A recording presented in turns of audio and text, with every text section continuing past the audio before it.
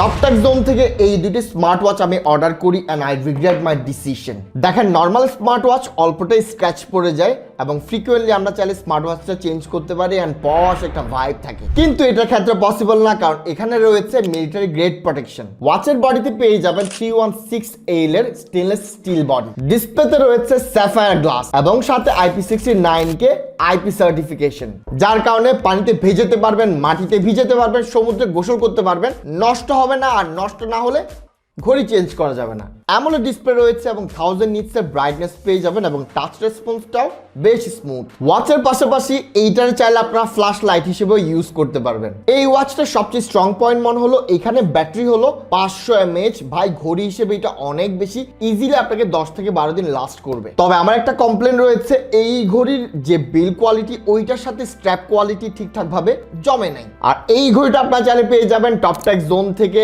With 6 months of warranty এবং দামটা পড়বে 5090 টাকা। এবং কেনার আগে অবশ্যই আইটেক স্মার্টের স্টিকারটা দেখে নেবেন।